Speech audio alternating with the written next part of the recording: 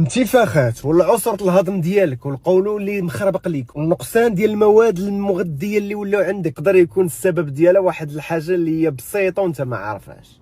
الحموضه ديال المعده خصها تكون حامضه. البكتيريا الضاره، الكانديدا، ضعف الهضم وعدم الهضم والارتجاع تيقدر يولي لك بسبب الحموضه المعديه اللي كتولي مخربقه عندك. النقصان حاد ديال المواد المغذيه، الحديد بحال الفيتامينات، بزاف ديال الحوايج تيقدر يكون السبب ديالو هو الحموضه ديال المعده اللي ولات مخربقه عندك. وبالتالي فمن بين الحلول اللي نقدروا نزيدوا باش ان الحموضه ديال المعده تولي مقاده، ما نشربش هذوك المضادات الحيويه المعديه. الحرقه لا جاتك راه ماشي السبب ديالها ان عندك حموضه زائده، وانما السبب ديالها هو نقصان الحموضه في المعده. الخل ديال التفاح المخفف من بين الحلول الجميله جدا. الزنجبيل مع الماء، النعناع بيولوجي مع الماء، الحامض مع الماء، هادو كلهم اقتراحات جيده باش انني نقاد الحموضه المعديه ديالي. الا قديت الحموضه ديال المعده غيولي عندي هضم جيد، ما يبقاش عندي ارتجاع في المعده، ما تبقاش عندي حرقه معديه. في حاله واحده ضروري من استشاره طبيه، هي ملي تكون عندك قرحه معديه. وبالتالي حاجه وحده اللي نوصيك عليها، حافظ على الحموضه ديال المعده ديالك، وبارطاجي لي هذه المعلومه مع اصحابك، واكي عاون ربي.